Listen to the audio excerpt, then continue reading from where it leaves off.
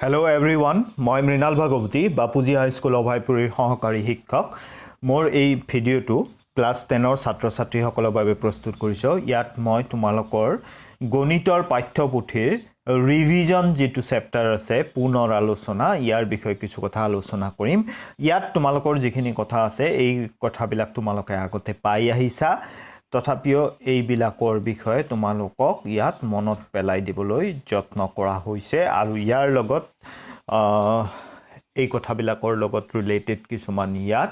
অনুশীলনীয় ৰখা হৈছে। তেতিয়া প্ৰথম আমি আজি কি চাম? আমি আজি সমানুপাত কি চাম। তোমালোকে অলৰেডি ক্লাছ 7ত এই বিষয়ে পাইছাই যে সমানুপাত হৈছে দুটা অনুপাতৰ সমতা বা তুলনা। গতিকে সমানুপাত হৈছে দুটা অনুপাতৰ তুলনা। এতিয়া চোৱা, এই কথাখিনি চোৱা, যদি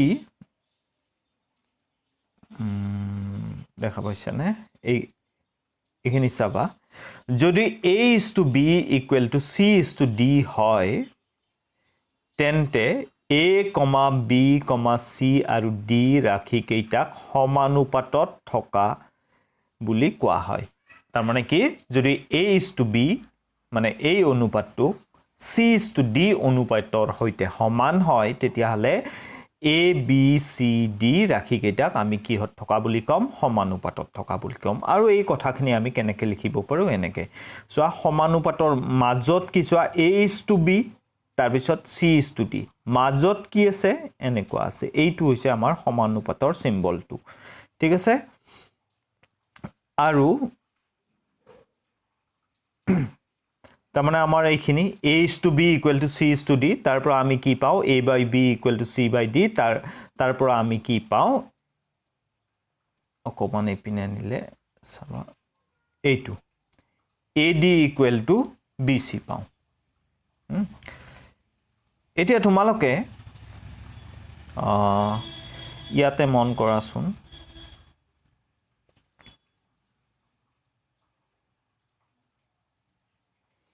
আচ্ছা, এই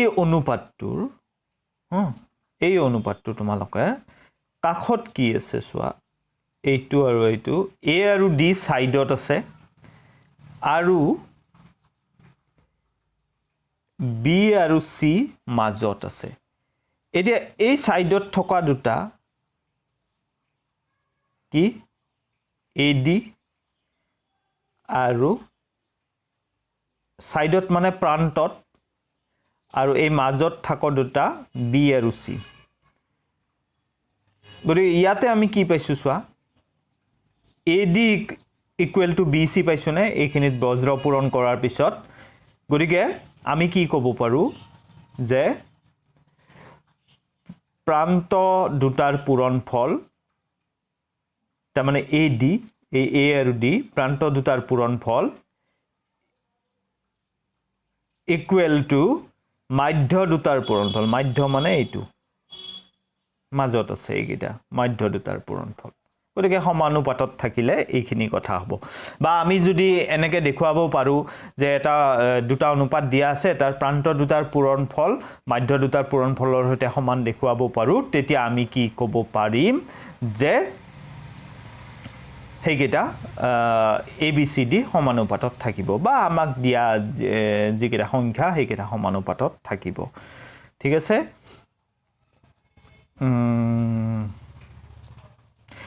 তাৰপিছত ইয়াতে তোমালোকে মন কৰা যে ইয়াত এটা উদাহৰণ দিছে, চেনি আৰু মূল্য। তুমি যদি বেছিকৈ চেনি কিনা, তেতিয়া বেছি মূল্য, বেছি টকা দিব লাগিব, হয়নে? চোৱা, লিখাখিনি চোৱা, দেখা গ'ল যে চেনিৰ পৰিমাণ বঢ়াৰ লগে লগে ইয়াৰ সেই অনুপাতে কি বাঢ়ি যাব? ইয়াৰ মূল্যও বাঢ়ি যাব। অৰ্থাৎ এটা যদি X হয়, এটা যদি Y হয়, তেতিয়াহ'লে X বাঢ়িলে Yও বাঢ়ে। এটা পৰিমাণ আৰু এটা মূল্য। গতিকে আমি কি ক'ব পাৰোঁ? আমি ক'ম যে X, Y প্ৰত্যক্ষভাৱে x y প্ৰত্যক্ষভাৱে সমানুপাতিক এইটো x কমা দিছে নহয় তাৰ মানে x অকমান ৰৈ দিয়া y প্ৰত্যক্ষ সমানুপাতিক নাইবা এই কথাটোক আৰু কেনেকৈ ক'ব পৰা যে x কমা x y সাপেক্ষে প্ৰত্যক্ষভাৱে বিচৰণ কৰে তাৰ মানে x এ y সাপেক্ষে প্ৰত্যক্ষভাৱে বিচৰণ কৰে আৰু এই কথাটো কেনেকৈ বুজাবা এইটো তাৰ মানে এই ক্ষেত্ৰত কি হ'ব x বাঢ়িলে y বাঢ়িব আৰু x কমিলে y ও কমিব আৰু এটা বেলেগ আছে হেতু কি আনহাতে যদি x আৰু y এনেদৰে বিচৰণ কৰে যাতে x বাঢ়িলে y কমে এটা বাঢ়িলে যদি এটা কমে নাইবা x কমিলে যদি y বাঢ়ে তেন্তে আমি x y ব্যস্ত সমানুপাতিক এইবাৰ সমানুপাতিক নহয় এটা বাঢ়িলে আনটো যদি কমে বা এটা কমিলে আনটো যদি ৰাখি যদি বাঢ়ে তেতিয়া হলে আমি কি ক'ব পাৰিম এটা আনটোৰ ব্যস্ত সমানুপাতিক গতিকে সমানুপাতিক হলে তো কেনেকৈ লিখিব লাগে পালাই এনেকৈ লিখিবা আৰু ব্যস্ত সমানুপাতিক হলে এনেকৈ লিখিব লাগিব তো এই কথাখিনি তোমালোকে পাইছা আৰু এই পোৱা কথাখিনি আৰু ইয়াৰ পৰা ৰিলেশ্যনটো এবাৰ চাই লওঁ আমি আমাক যদি চাৰিটা ৰাখি দিয়া থাকে হেতু যদি এনেকৈ ইনভাৰ্সলি প্ৰপৰ্শনাল ব্যস্ত সমানুপাতিক হয় তাৰ পৰা আমি এইটো পাই যাম x1 y1 = x2 y2 আৰু তাৰ পৰা আমি x1 by এইখিনি পাই যাম x1 by x2 = y2 by y1 এইখিনি পাই যাম ব্যস্ত সমানুপাতিক হলে হে এইটো ঠিক আছে এইবাৰ আমি কেইটামান অংক চাব চেষ্টা কৰিম অনুশীলনীটো R1 বুলি কৈছে সুধিছে তলৰ কোনটো অনুপাত একতা সমানুপাত হ'ব তো ইয়াত a2 আমি চাব খুজিছো এই দুটা অনুপাত দিয়া আছে তো 12:21 লিখি লৈছো 12:21 মানে 12/21 হেতুক লক্ষিষ্ঠ আকাৰত লৈ গৈছো মানে 3 ৰে হৰণ কৰিছো তেতিয়া কিমান হৈছো 4/7 দুইটাকে পাৰি নহয় 3 4 গুণ 12 3 7 গুণ 21 4/7 হৈ গল তেনেহলে লক্ষিষ্ঠ আকাৰত 4/7 হৈ গল এইবাৰ এইটো চোৱা এইটো ইয়াতে লিখি ললো লক্ষিষ্ঠ আকাৰত লৈ গৈছো 8 ৰে হৰণ কৰিছো 8 4 গুণ 8 7 গুণ তে দুইটা একে পালো নে নাই এইটো লক্ষিষ্ঠ আকাৰত 4/7 এইটো লক্ষিষ্ঠ আকাৰত 4/7 তাৰ মানে এই অনুপাত দুটা সমান গতিকে আমি কি লিখিম আমাক সুধিছে কি সমানুপাত হয় নে নাই গতিকে ই এটা সমানুপাত এনেকৈ লিখি দিলে হল ঠিক আছে বুজি পাইছা একেবাৰে সহজ অংক তাৰ পিছত এইটো চোৱা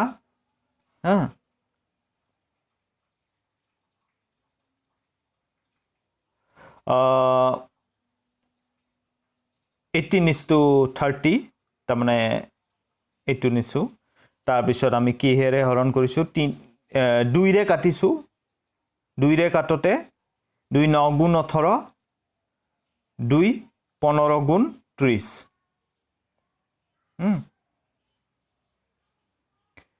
গতিকে ইয়াতে এনেকৈ লিখা হৈছে তাৰ পিছত আকৌ ইয়াক আৰু হৰু কৰিব পাৰি 3 ৰে হৰণ কৰিছো 3 3 গুণ 9 3 5 গুণ 15 গতিকে 3/5 হল বা ডাইৰেক্টও কৰিব পাৰা ডাইৰেক্ট কৰিলে কি হেৰে 6 ৰে হৰণ কৰিবা 18ক 6 ৰে হৰণ কৰিবা আৰু 30ক 6 ৰে হৰণ কৰিবা তেতিয়া 3/5 তেনেকেও পাই যাবা একেবাৰতে কৰিব পাৰা তাৰপিছত 14/21 এইটো যোনটো আছে 14:21 তাৰ মানে 14/21 এইটো লক্ষিষ্ঠ আকাৰত 2/3 তে দুটা আমি বেলেগ বেলেগ পালো নে 3/5 2/3 একে নহয় গতিকে সমানুপাত নহয় হল ঠিক আছে এতিয়া তলৰ কোনবোৰ সংখ্যা ক্ৰমে সমানুপাতত থাকিব 2 নম্বৰটো কোনবোৰ সংখ্যা সমানুপাতত থাকিব কিছুমান সংখ্যা দিয়া আছে মই অকমান জুম কৰি লৈছো চোৱা এইটো এইখিনি যদি আমি এইটোৰ অনুপাতটো উলিয়াই চাওঁ 2:6 তাৰ মানে 2/6 তাৰ মানে 1/3 লক্ষিষ্ঠ আকাৰত 6:8 তাৰমানে 6/8 লক্ষিষ্ঠ আকাৰত 3/4 হল হৈ গ'ল এইটো গতিকে অনুপাত দুটাটো সমান নাপালো তুলনা যেতিয়া কৰিলো গতিকে কি লিখিলো সমানুপাতত নাথাকে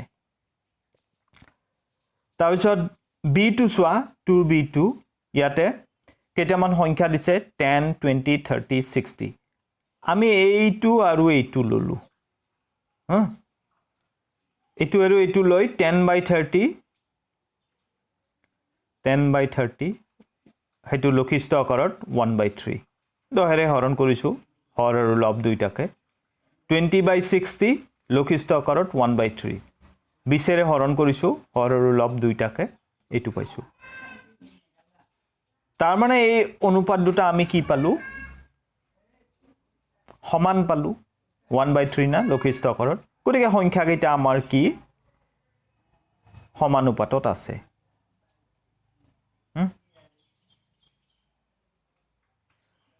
তাৰ পিছত 3 নম্বৰ কি উদিছে এটা বৃত্তৰ কালি a = বৃত্তৰ কালি জানা পাই r স্কয়াৰ গতিকে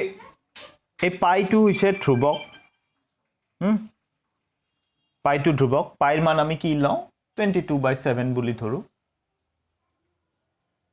এই পাইৰ মানটো হৈছে আমাৰ ধ্ৰুৱক তাৰ পিছত আৰু এইটো প্ৰত্যক্ষভাৱে বিচৰণশীল আমি যদি x proportional a proportional to r গতিকে ইয়াতে কি হ'ব a যেতিয়া বাঢ়িব r কি হ'ব আৰু বাঢ়িব আৰু r যেতিয়া কমিব তেতিয়া এৰ মানো কমিব বুজিছানে a বাঢ়ে মানে কালি যেতিয়া বেছি হ'ব বেখাৰ্ধও বেছি হ'ব আৰু যেতিয়া বেখাৰ্ধ কম হ'ব কালিও কম হ'ব গতিকে হেতু লিখিবা খালি ঠাইত হেইমতে লিখি দিবা এই যে ব্ল্যাঙ্ক স্পেস আছে তাত লিখি দিবা এইটো তোমাৰ প্ৰত্যক্ষ বিচৰণৰটো তাৰ পিছত পৰোক্ষ এইটো প্ৰত্যক্ষ বিচৰণৰ যে ভ্ৰমণৰ সময় আৰু দূৰত্ব যদি বেছি সময় ভ্ৰমণ কৰে বেছি দূৰ যাব কম সময়ত কম দূৰ যাব